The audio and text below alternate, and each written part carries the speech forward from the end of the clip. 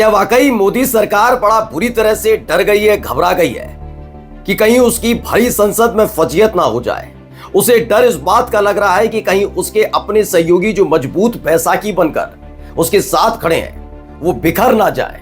और यही एक वजह है जिसके चलते अब वो ये दिखाने और बताने की कोशिश में जुट गई है कि एक बिल जो इसी सत्र में आना था सिर्फ इसलिए नहीं ला रही है क्योंकि वो विपक्ष के विरोध का सम्मान करती है, उनकी चिंताओं का सम्मान करती है।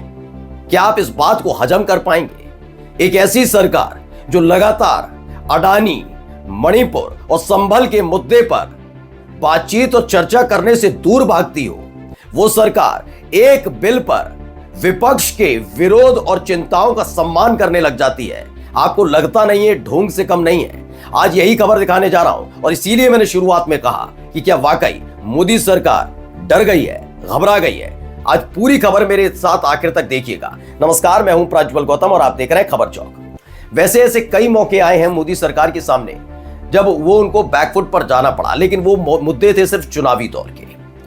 जब जब उनके पास प्रचंड बहुमत रहा तब तब देखने को यह मिला कि मोदी सरकार ने न विपक्षियों की तो चिंता कभी की ही नहीं, उन्होंने अपने साथियों की भी चिंता नहीं की, उनके विरोध की चिंता नहीं की। लेकिन एक ऐसा दौर आया है, इस दौर में मोदी शाह की जोड़ी को हर एक राजनीतिक दल की बात सुननी पड़ेगी, क्योंकि अब सत्ता में रहना है तो मजबूरी भी है और जरूरी भी है। वो बात अलग है, ये आवरण दिया जा रहा है, ये चादर उड़ाई जा रही है कि हम विपक्ष का कितना सम्मान करते हैं। विपक्ष का कितना सम्मान करते हैं इस वीडियो में आपको दिखाऊंगा, लेकिन फिलहाल जो मेन खबर है उसको मैं दिखाने जा रहा हूं। खबर पढ़िएगा, आज तक की खबर है, इस सत्र में नहीं आएगा वक्फ बिल, बढ़ा जेपीसी का कार्यकाल, जानिए अब संसद में कब पेश होगी रिपोर्ट। ये वक्फ बोर्ड संशोधन बिल जो है वो गले की फांस बन गया मोदी सरकार के लिए। कैसे बना वो मैं समझाऊंगा और इसका फायदा कैसा उठाने की कोशिश की वो भी आपको बताऊंगा। लेकिन फिलहाल वक्फ बोर्ड संशोधन बिल को लेकर क्या फैसला वो पढ़िए। संसद के चालू शीतकालीन सत्र के पहले हफ्ते के अंतिम दिन जेपीसी को वक्फ बिल पर अपनी रिपोर्ट संसद में पेश करनी थी। यह सत्र के एजेंडे में शामिल भी था। जेपीसी में शामिल विपक्षी दलों के सांसद कार्यकाल बढ़ाने की मांग कर रहे थे, लेकिन इस समिति की अगुवाई कर रहे बीजेपी के सांसद जगदम्बिका पाल का दावा था कि हमारी रिपोर्ट तैयार है। सुनिएगा, जो जेपीसी के अध्यक्ष हैं और उत्तर प्रदेश के से सांसद चुने गए हैं, जगदम्बिका पाल, जो कभी कांग्रेस में हुआ करते थे और इन्हें एक दिन का मुख्यमंत्री कहा जाता था, वो दावा कर रहे हैं जेपीसी के कि जो रिपोर्ट पेश करनी थी वो रिपोर्ट पूरी तरह से तैयार रखी है उनके पास। तो ये दावा किया गया है, जबकि रिपोर्ट तैयार है। लेकिन आखिरकार बीजेपी को ये फैसला क्यों लेना पड़ा वो मैं आपको बताता हूं। आगे पहले थोड़ा पढ़ लेते हैं। जेपीसी की रिपोर्ट सदन में पेश करने किए जाने के एक दिन पहले इसका कार्यकाल बढ़ा दिया गया। जेपीसी के प्रमुख जगदम्बिका पाल ने और समय की मांग करते हुए कार्यकाल बढ़ाने के से संबंधित प्रस्ताव लोकसभा में पेश किया, जिसे पारित कर दिया गया। जेपीसी अब चालू शीतकालीन सत्र के पहले हफ्ते के अंतिम दिन यानी 29 नवंबर की जगह 2025 के अंतिम दिन यानी जो अगले साल जब संसद सत्र की शुरुआत और बजट सत्र की शुरुआत होगी तब अपनी ये रिपोर्ट पेश करेगी। एक तरफ जगदम्बिका पाल जो जेपीसी के अध्यक्ष हैं वो कहते हैं कि रिपोर्ट तैयार है और अचानक से वो ये कहने लग जाते हैं कि अभी मुझे और वक्त लगेगा और जेपीसी के कार्यकाल को बढ़ाया जाए। ये सब बरबस नहीं हो सकता, ऐसे ही नहीं हो सकता कि अचानक से हुआ हो। इसके पीछे की कहानी मैं अब आपको बताने जा रहा हूं। कहा यह जा रहा है कि विपक्ष का सम्मान है भाई, विपक्ष ने मांग की थी, उनकी मांग को हमने माना है। जबकि ये दूसरी बार है जब मोदी सरकार की फजीयत होते होते बची है।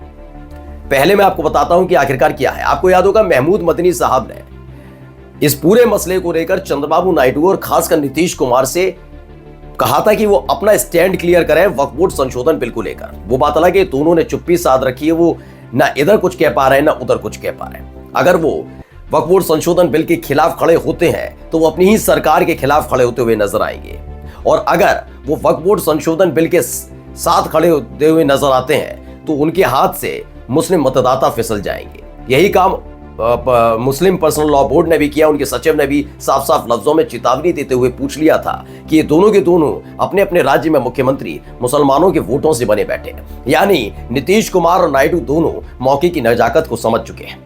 ऐसे में जब जेपीसी के अध्यक्ष जगदम्बिका पाल ने कहा कि रिपोर्ट तैयार है और उसे संसद में पेश किया जाना है, खबर यह है अंदर खाने से कि कांग्रेस, सपा या किसी की बात या मांग को नहीं सुना गया, बल्कि अपने सहयोगियों की बात को सुना गया, क्योंकि उन्होंने साफ साफ लफ्जों में कह दिया था कि अगर ये संसद में जेपीसी की रिपोर्ट संसद में आती है और वक्फ बोर्ड संशोधन बिल एक बार फिर से संसद में आता है तो अंदर खाने से खबर थी कि उनके ही अपने सहयोगी जो अपनी उनकी मजबूत बैसाखी है, उन्होंने कह दिया हम इसके पक्ष में कतई मतदान नहीं कर पाएंगे, वोट कास्ट नहीं कर पाएंगे।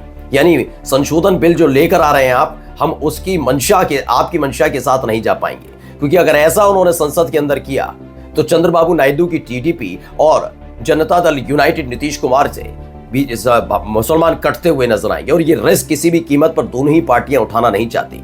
इसीलिए जो रिपोर्ट तैयार थी उस रिपोर्ट को ठंडे बस्ते में डालकर अगले साल बजट सत्र में पेश करने का आश्वासन दिया गया है। ये सारा खेल, अच्छा ये क्यों हुआ है जरा मैं पहले बता देता हूं, जरा ग्राफिक्स के जरिए समझिए किसकी कितनी सीटें हैं। 240 सीटें हैं बीजेपी की, ठीक है, 240। बहुमत के लिए चाहिए 272, यानी तकरीबन इनके पास 32 सांसदों की कमी है। 32, 1 2 4 5 ऐसे मिला मिलू के इनके पास हैं, बन गए सांसद, और 291 होते हैं, यानी इस समय सरकार के पास सांसद है 291।